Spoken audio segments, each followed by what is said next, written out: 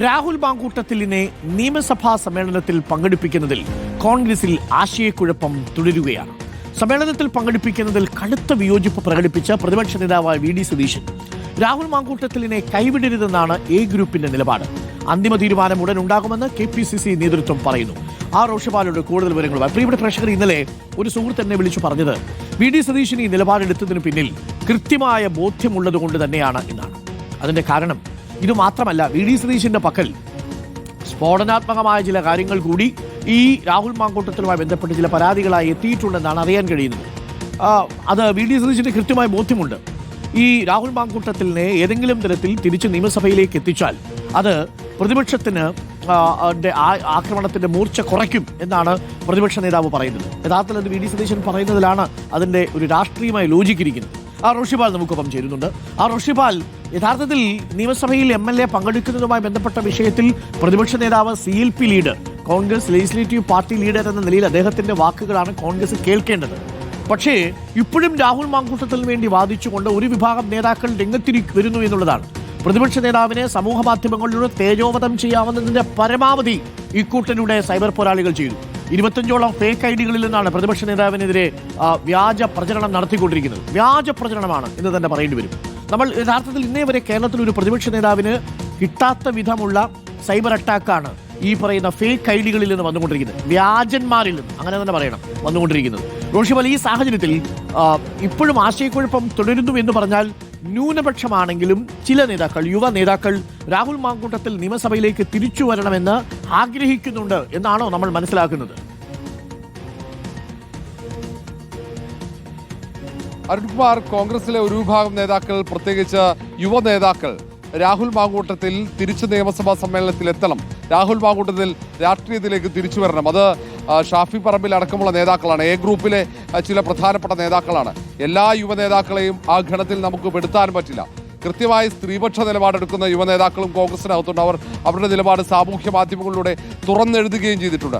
അങ്ങനെ നിലപാടെടുക്കുന്നവർക്ക് നേരെ കടുത്ത ആക്രമണം, സൈബർ ആക്രമണം തുടരുകയാണ്. അങ്ങനെയാണ് നേരത്തെ അരുൺ പറഞ്ഞതുപോലെ പ്രതിപക്ഷ നേതാവ് വി.ഡി. സതീശനെതിരെ ഇതുവരെ കാണാത്ത രീതിയിൽ കഴിഞ്ഞ കുറേ ദിവസമായി സൈബർ ആക്രമണമാണ്. അതിൽ കൂടുതലും വ്യാജ പ്രൊഫൈലുകളിൽ നിന്നാണ് ആക്രമണം നടക്കുന്നത്. പക്ഷേ ഇതിന് പിന്നിൽ ആരാണെന്ന് കൃത്യമായി പരിശോധിച്ച് കണ്ടെത്തിയിട്ടുണ്ട് പ്രതിപക്ഷ നേതാവിൻ്റെ ഓഫീസ്.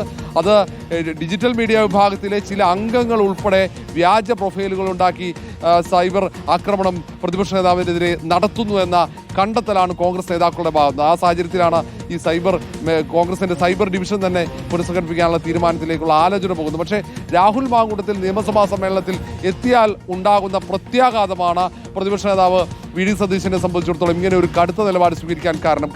ഈ വിഷയങ്ങളൊക്കെ പുറത്തു വരുന്നതിന് മുമ്പേ തന്നെ പ്രതിപക്ഷ നേതാവിൻ്റെ മുന്നിലേക്ക് പരാതികളുമായി ഇരകൾ തന്നെ, പീഡനത്തിനിരയായ പെൺകുട്ടികളടക്കം എത്തിച്ചേർന്നു എന്നതാണ് ഏറ്റവും പ്രധാനപ്പെട്ട കാര്യം.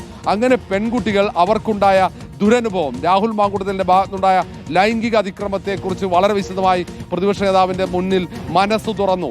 ആ ഓർമ്മകൾ, ആ കൃത്യമായ ബോധ്യമാണ് പ്രതിപക്ഷ നേതാവ് വി.ഡി. സതീശനെ സംബന്ധിച്ചിടത്തോളം ഇങ്ങനെ രാഹുൽ മാങ്കൂട്ടത്തിനെതിരെ കടുത്ത നിലപാട് സ്വീകരിക്കാൻ കാരണം. മാത്രവുമല്ല, ഏതെങ്കിലും തരത്തിൽ വിട്ടുവീഴ്ച ഉണ്ടായാൽ, രാഹുൽ മാങ്കൂട്ടത്തിനെ സംരക്ഷിച്ചാൽ ജനുവരി ഫെബ്രുവരി മാസങ്ങളിൽ അത് ഭരണകക്ഷി അല്ലെങ്കിൽ LDF രാഷ്ട്രീയ ആയുധമാക്കും. കൂടുതൽ തെളിവുകൾ പുറത്തു വരുമെന്ന ആശങ്ക കൂടി പ്രതിപക്ഷ നേതാവിനെ അലട്ടുന്നുണ്ട്. അതുകൊണ്ടാണ് പ്രതിപക്ഷ നേതാവ് കടുത്ത തീരുമാനവുമായി മുന്നോട്ട് പോകുന്നത്. കോൺഗ്രസിലെ എല്ലാ നേതാക്കൾക്കും അറിയില്ലെങ്കിൽ ഒരു വിഭാഗം മുതിർന്ന നേതാക്കൾക്കും ഇതിനെക്കുറിച്ച് ബോധ്യമുണ്ട്. അവർ അതുകൊണ്ടാണ് ഇക്കാര്യത്തിൽ നിലപാടെടുക്കുന്നത്. പക്ഷേ ഇപ്പോഴും രാഹുൽ മാങ്കൂട്ടത്തിന് സംരക്ഷണം ഒരുക്കാൻ കോൺഗ്രസിലെ വലിയൊരു വിഭാഗം നേതാക്കൾ ഉണ്ട് എന്നതാണ് ഇവരുടെ തീരുമാനം നടപ്പിലാക്കാൻ അവർക്ക് വെല്ലുവിളിയാകുന്നത്. ഒരുപക്ഷെ ഇന്ന് സ്പീക്കർക്ക് പ്രതിപക്ഷ നേതാവ് വി.ഡി. സതീശൻ കത്ത് നൽകും.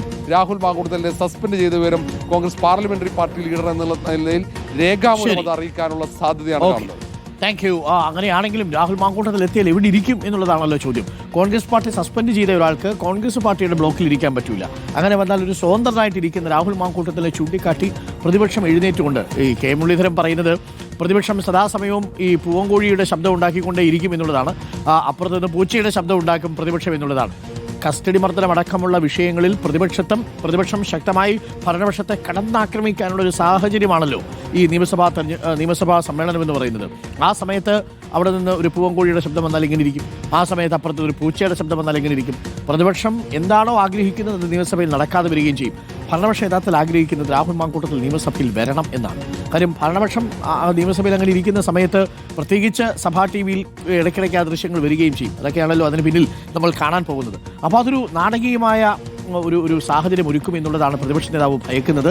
യഥാർത്ഥത്തിൽ ഈ രാഹുൽ മാങ്കൂട്ടത്തിൽ ഈ കാര്യങ്ങളിൽ സത്യാവസ്ഥ പുറത്തു വരുന്നതുവരെ, നിരപരാധിയാണെന്ന് രാഹുൽ മാങ്കൂട്ടത്തിൽ തെളിയിക്കുന്നതുവരെ, നിരപരാധിയായി ഇതെല്ലാം വ്യാജമാണ് എന്ന് തെളിയിക്കുന്നത് രാഹുൽ മാങ്കൂട്ടത്തിൽ ആ അർത്ഥത്തിൽ പൊതുസമക്ഷം ഇറങ്ങി വരുന്നതിനോട് ഒരുപാട് അഭിപ്രായങ്ങൾ വരുന്നുണ്ട്. അങ്ങനെ വരാൻ പാടില്ല എന്നാണ് ഭൂരിപക്ഷം നേതാക്കളും പറയുന്നത്. കാരണം കേട്ടതൊന്നുമല്ലത്രേ ഇനിയും കേൾക്കാനുള്ളത്.